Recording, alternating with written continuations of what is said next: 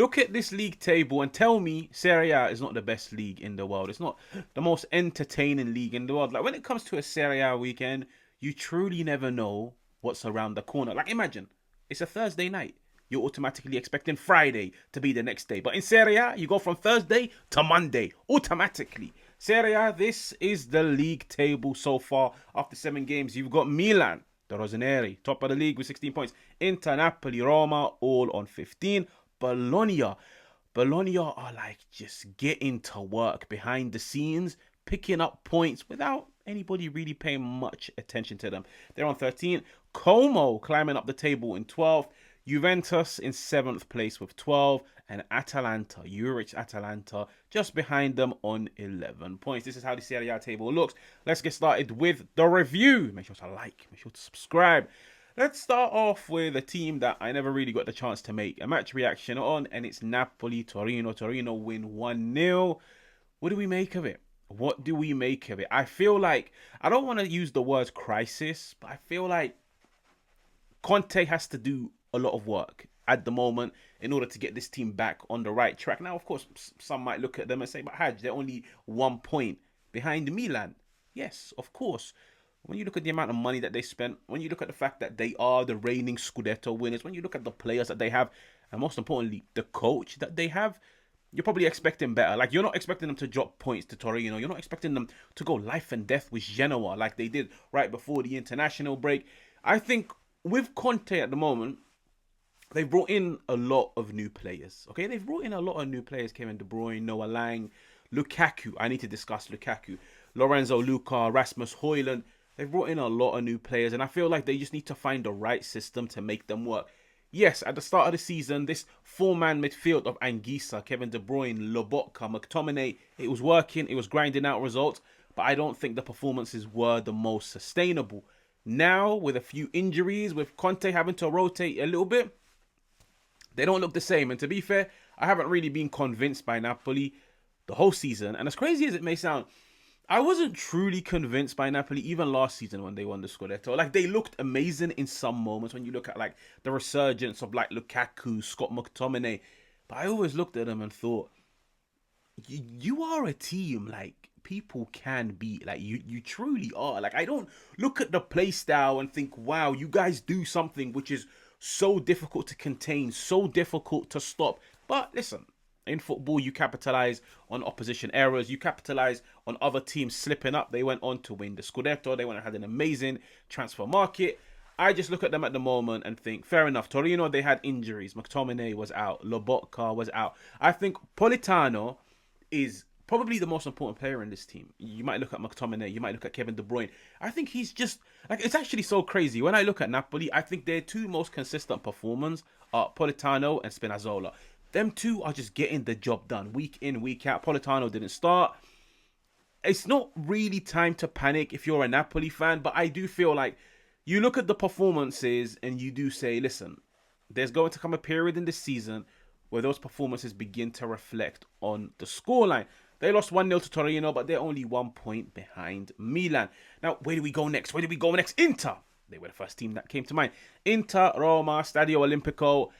Funnily enough, in my match reaction, I did say, like, I don't think this was Inter's best performance. And I still stand by it. I've watched every single game. And I know saying something like that probably rubs Inter fans up the wrong way. But I'm being honest. Like, I've seen teams play amazing and lose. I've seen teams play mediocre and win. And I've seen teams play trash and win. I'm not saying Inter were like trash. I just think they were mediocre. Like, I've seen a far better version of Inter so far this season during the Serie A. But similar to what I said about Allegri and Milan, I truly respect any coach that knows how to grind out a result in a tough game away from home straight after the international break. If Inter played Roma maybe last game before the international break, I probably would have looked at it and been like, they would have been smooth sailing. They would have gone into it third, fourth, fifth gear.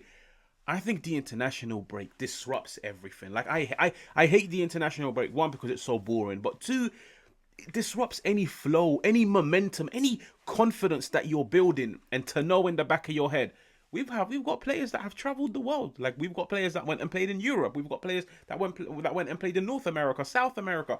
Players that had an extended leave.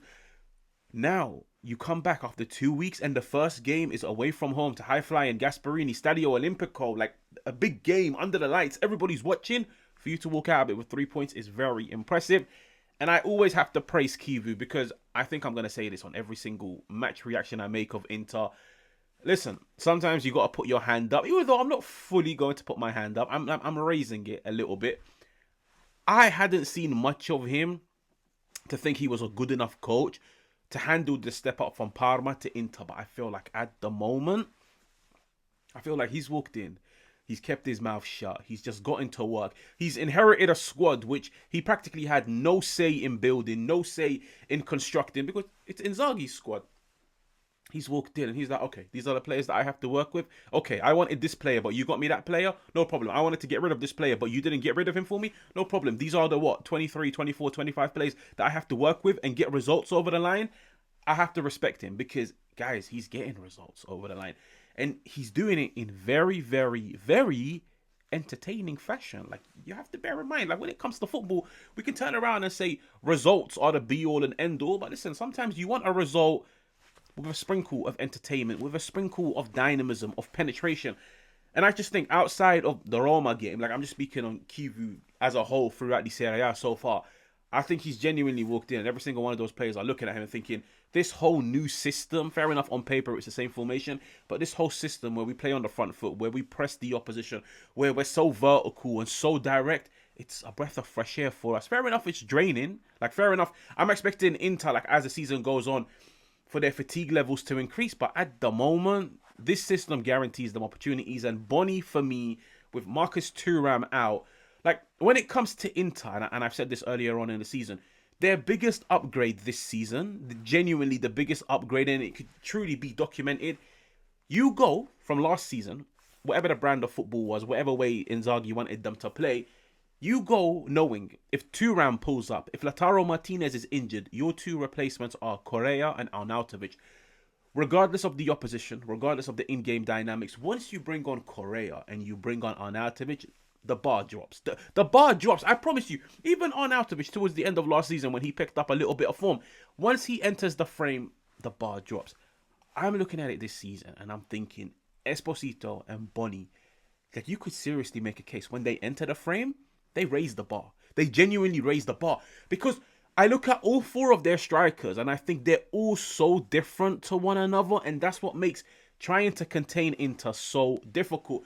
Lautaro Martinez, Marcus Thuram, everybody knows who they are. Bonnie is like the unexpected gem, if you know what I mean. Like, don't get me wrong, he was amazing at Parma. But everybody's looking at him and thinking, like, now at a big team with big pressure, can you step up to the plate? And this dude genuinely looks like he's been playing for Inter for 10 years. You look at the maturity, you look at the way he holds up the ball, the way he plays with his teammates. The thing I love about him is he's very, very, very selfless. For a striker, that, let's be real, he gets paid to put the ball into the back of the net, but he's always looking for a teammate. Esposito is a player that I very, very, very like and I admire. I don't think he will probably start as much as the other three, but the thing I like about him is you bring him on for 10 minutes, he will make those 10 minutes feel like 90 minutes. He will run you ragged. He will be involved. And the fact that he came on for he was brought on for the 60th minute, and he was just a one-man attack against Roma. He just stood up there waiting for the long balls, chasing down the channels. It says a lot about how highly Kivu rates him. So Inter win. What is it now? 7, 8 games unbeaten across all competitions. They are picking up crazy form. I expect them to win tomorrow in the Champions League, making it, I think, is it 9 games? 8, 9 games? They are picking up crazy form, and they are truly the team to, like, keep an eye on, in my opinion. Besides that, where shall we go next? Shall we go Como, Juventus? There's a lot. There's a lot to be said. There's a lot to be said about the board. There's a lot to be said about Tudor. There's a lot to be said about the overall structure. There's a lot to be said about a lot of individual players, like players that have been put on a ridiculous pedestal and they are truly not stepping up to it. Then you've got all the reports coming out. Tudor, Comely, it's a broken relationship. It's a cold relationship. Tudor wanted this player, but Comely went and got him that player. Juventus internally are a mess. Juventus upstairs, there's a lack of cohesion. There's a lack of understanding. It's really coming across like a serious lack of communication. at board level. And if there's a breakdown in communication at board level, I promise you, you can have superstars, you can have a supreme coach. Eventually, it will make its way down to the football pitch. There's plenty of clubs across the world, La Liga, Premier League, Bundesliga, French League, Turkish Super League. There's plenty of clubs across the world where you could see they have superstars, they have a great coach. If upstairs isn't functioning, eventually, maybe after a month, maybe after 6 months, maybe after 12 months, it will make its way down onto the pitch. When it comes to their performance, funnily enough, I never mentioned it in the match review, I actually think Juventus looked a little bit better in this 4-3-3. Like, of course, they lost the game, so everybody focuses on the scoreline, focuses on Tudor, especially the fact that like, Como were truly amazing. But I actually think Juventus looked so much better in the 4-3-3. But where the problem is the fact that they looked better. But was it enough? No. So that's where I think I look at Tudor and say, you changed it up. It probably took you 1, 2, 3 levels up, but you were so low that 3 levels up isn't salvaging it. Like, it's not enough. I do think they looked far better with 3 in midfield. There's a lot of players that truly need to step up. Like, the whole striker situation, he's trusting Jonathan David, but I think Jonathan David had a decent game, but Jonathan David is being paid to put the ball into the back of the net, and sometimes you just see he's not there. Kenan's form has really dropped off, but he's a player that I sympathise with. Cambiaso, his form has really dropped off. The back line speaks for itself.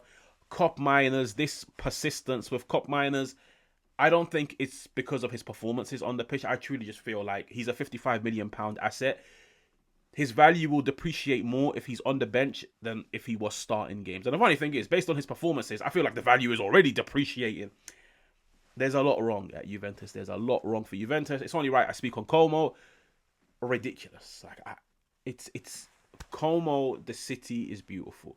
The project is amazing. The coach is amazing, bro. I literally couldn't think of another word.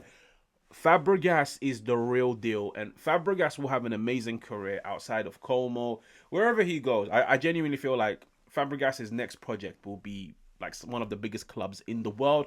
But you know what's crazy? I was watching like the way he spoke to the players after the game on the pitch. I don't think this dude is leaving Como until he takes them to the top.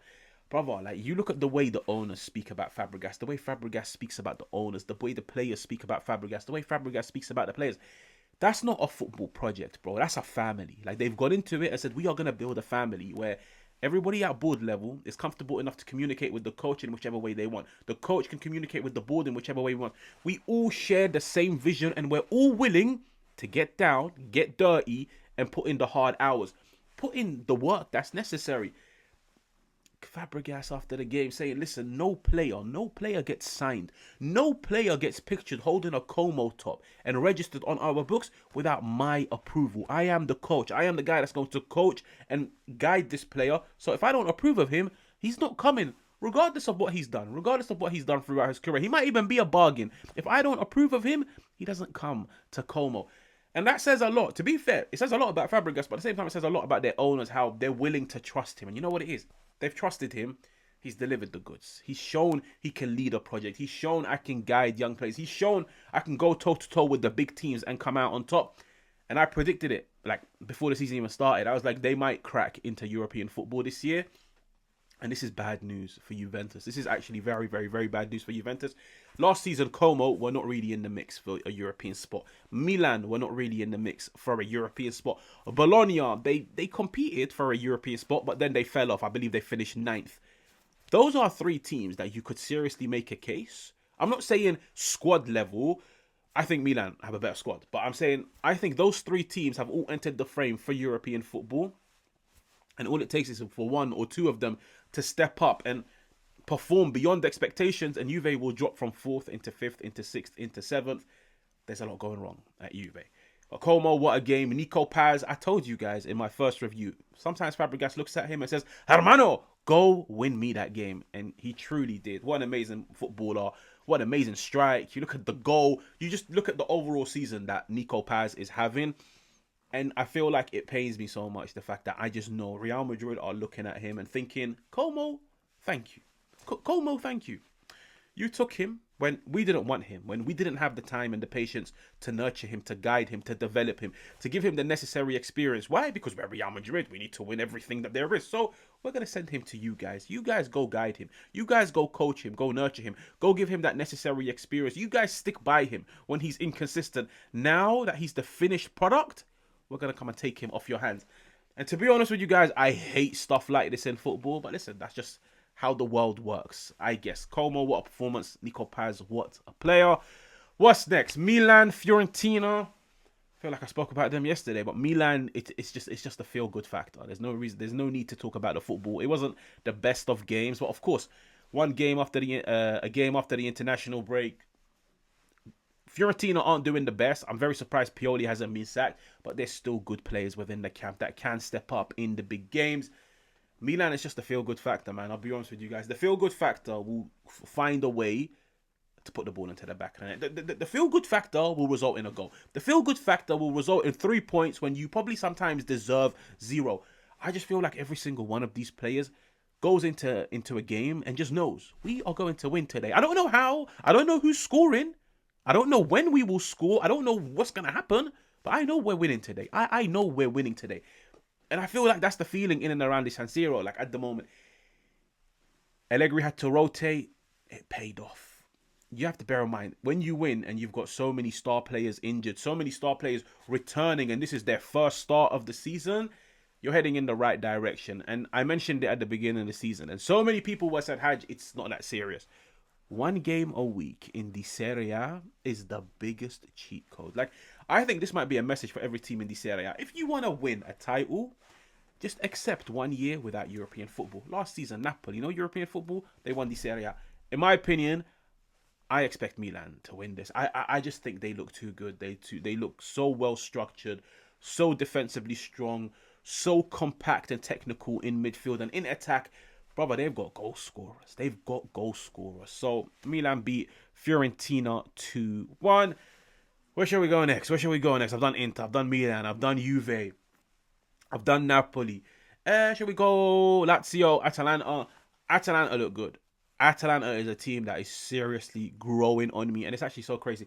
I must have made some ludicrous predictions at the start of the season, like Kivu will be sacked by Christmas. Juric will be gone by Halloween. I believe Halloween is in a week's time. I just think Juric has walked in. And you know what it is? I don't want to come across petty, but I feel like Juric is really benefiting a lot from a very well-oiled machine that Gasperini left behind. Because even when you watch them, they still play like a Gasperini team. Do you know what I mean? Like if you ever watch Atalanta, they still play like a Gasperini team. And that's benefiting them, and it's benefiting Juric, because the fact that these players can go out there, perform to a high level, be productive, something that I always said about Atalanta's Gasperini's Atalanta, it tells you like they're still programmed to play the Gasperini way, and it's benefiting Juric because he's getting results. Like the game against Lazio genuinely got away with murder. Like they genuinely walked out with 1 point and they're sat thanking the Lord for it. They could have lost 2-3-0. The whole Lazio project, it's a shambles. Like it truly is. I don't know if I have any Lazio fans that actually watch this channel. If you do and you've reached this segment, just give me your opinion on the whole thing, because I actually like Maurizio Sarri, but at the same time, I feel like his hands are tied behind his back when you look at the recruitment. The lack of recruitment. When you look at some of the players, it's going to be a tough season for Lazio. Like, I'm being completely honest with you guys. Like, I feel like every season, there's always that one big name, that like staple of Serie A. Like maybe it's like one of the Seven Sisters. I just feel like every season, there's always one team that just has a shocker of a campaign. Last season, you could make a case it was Milan. I think this year, all doors point to either Fiorentina or Lazio. But I feel like Fiorentina will pull the plug on Pioli real soon. Lazio, even if they were to pull the plug on Sarri, I don't think they upgrade. And I think whoever they bring in, he looks at the squad. It's a decent squad, but listen, sometimes you need fresh faces just to give the squad a boost. You can't do that. Lazio, it's going to be a crazy season. Like it truly is going to be a crazy season. Who else is there to discuss? I think that's about it. We've done the big teams. Why do I keep thinking I've forgotten somebody? I just keep thinking I've forgotten a team in the Serie A. I don't think I have. If I have, let me know in the comments. Make sure to like, make sure to subscribe, and I will catch you guys on another one.